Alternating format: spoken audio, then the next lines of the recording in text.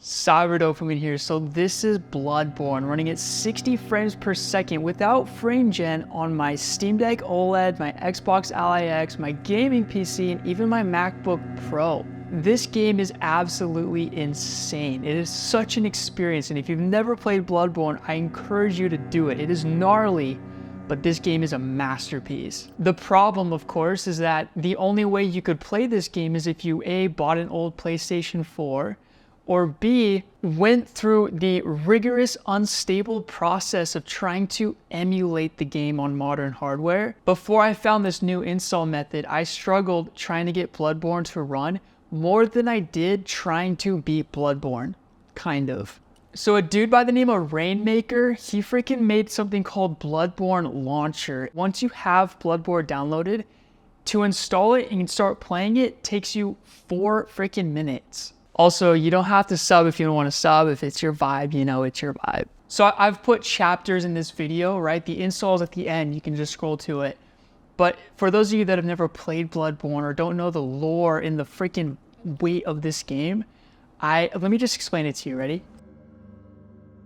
Bloodborne is notoriously known as being one of the greatest games ever made. One of the main reasons why this game is so praised upon is because of the atmosphere. It won the Game of the Year award numerous times. And as you know, they're making a movie about it, right? But everybody and their mother has been begging for a remaster for modern hardware because it's a Sony PlayStation 4 exclusive. And as of recent, Bluepoint Studios pitched a remake to Sony because Sony owns the rights to Bloodborne. And so Sony approved it. They were like, yeah, let's do it. Let's totally make a remake. So then Sony goes over to Miyazaki, right, who made Elden Ring and all these other legendary games, including Bloodborne. And Miyazaki and his team turn it down. They're like, nope, we're not doing it. Miyazaki has such a personal attachment to this game. It is so sentimental to him that he does not want anybody else except for him and his team to touch the game. Because, man, I freaking love this game, dude. I haven't played another game that kind of gives you this aura. Like, it is such a strong aura. Like, when you play the game, you feel real fear. Like, it's a bully, bro. It's like you and the bully in the locker room and you know he wants to start beating you up.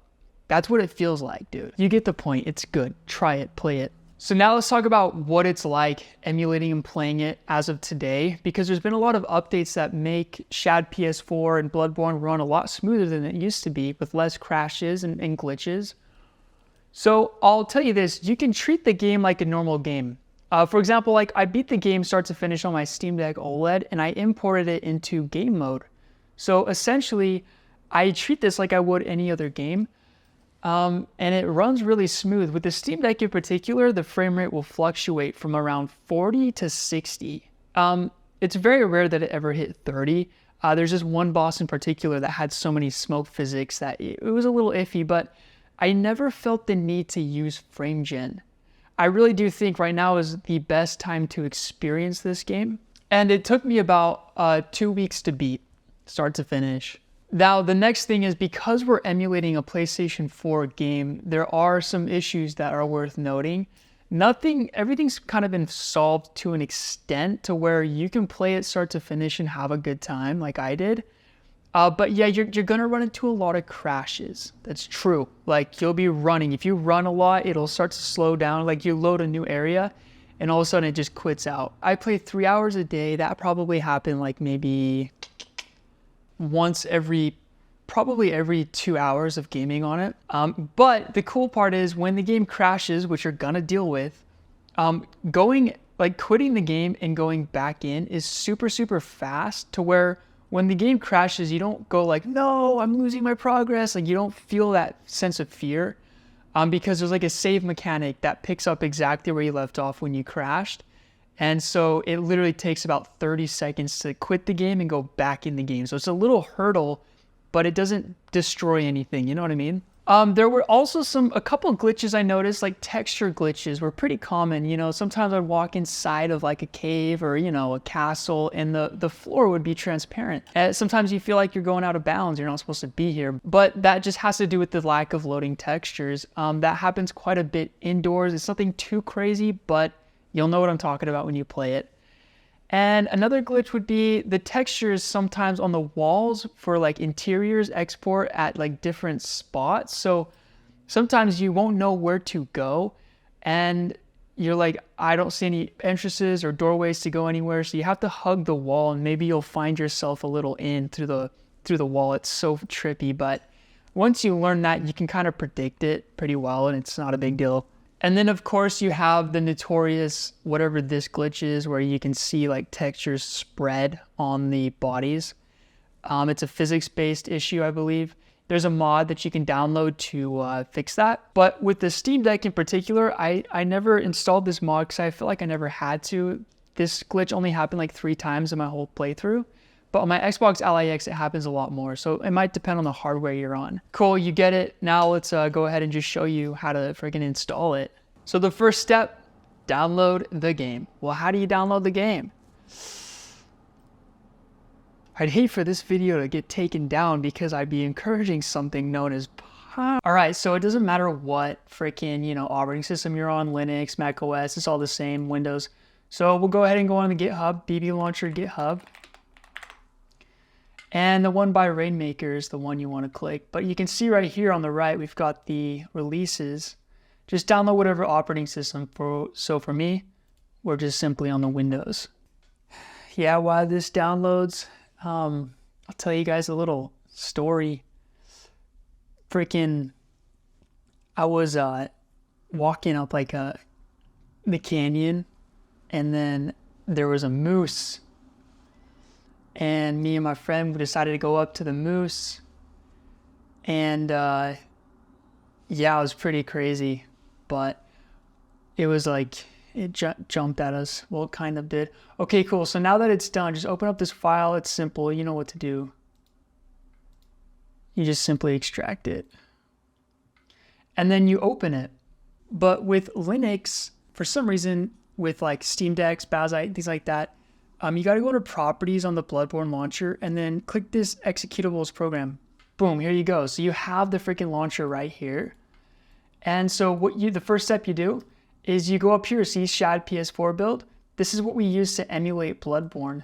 And you can click on this pre-release right here on the right, download that. Just select whatever. I don't really think much about that.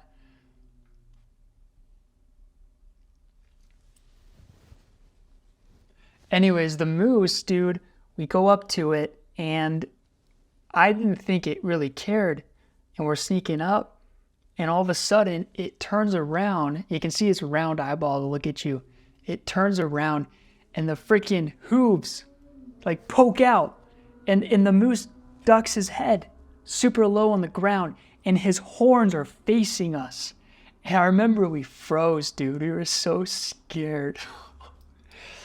Anyways, we slowly backed away, but we were still facing it. It was super scary, but yeah, so let this download.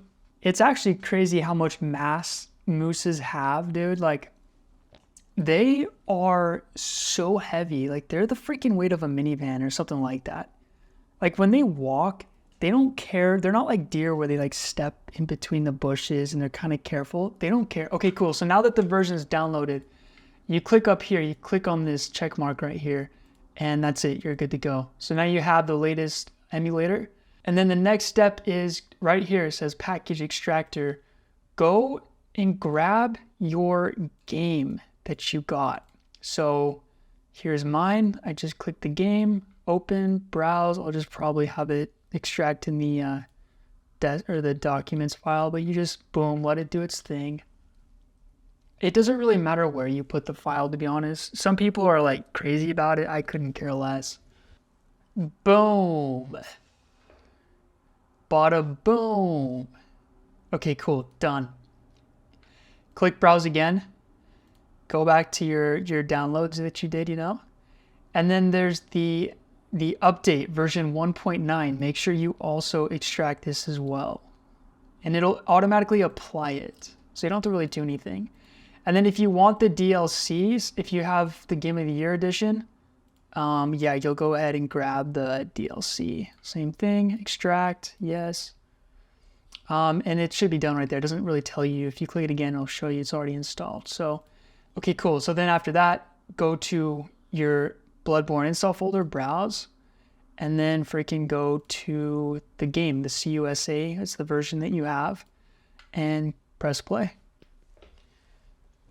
And we got to make sure it runs. And it runs. Success. So we still have to configure some settings. So if you go over to Shad PS4 settings, game specific, make sure you set your graphics card or your APU. If you're playing on the Steam Deck, it'll say like the Van Gogh. Make sure you click it. And then you can set the resolution to whatever display you have. And then I put this in full screen borderless. I think that's about it in this area. And then for good measure, I actually do the same thing on the Shad PS4 settings. So there's game specific and global. I just do it on both because I honestly don't know which one's which, but whatever. Save. And then if you go over here, you can see Bloodborne cheats and patches. Go to the patches tab, download patches. And then here we have the settings we need to make the game run very smooth. So you can just copy what I'm doing. This is what works for the Steam Deck, I know for a fact. You might have to configure things depending on whatever device you're playing on. Let's see, it was slowest. Make sure this is a priority. HTTP request, turn that off. And then there's 60 FPS delta time, and then there's 60 FPS. This one slows the game's pace down if it finds that the frame rate is not hitting 60. So I set it to here, so you'll see fluctuations in performance, but it runs a lot smoother in my opinion than this. You can switch between the two and figure out what you like. I think that's about, oh, okay. And then of course you have your resolution patches. So in this case, I'll be doing optimal 1080p. There's a Steam Deck one somewhere right here. That one is what you'd want for the Steam Deck, but save, okay. And then press play. Boom! Bloodborne is ready to go. That freaking easy, man. I love it. So for Steam Deckers, the key is to get Bloodborne to run on Steam desktop mode, right? So what you're gonna do is on desktop mode on your Steam Deck, click add a game, on Steam game, and then go to browse, and then find wherever you installed the BBLauncher. So there's mine right here. You click open, add selected program. So when you open into game mode like this, and then you go to your non-Steam games, boom, you'll see it right here. So you just click that and it instantly puts you into the launcher. So you're good from there on out, you're done. Thank you guys for taking the time to check this video out. Freaking dude, enjoy Bloodborne, man. It is so good. But don't get mad and like hit stuff, you know, don't do that. That game will make you do it.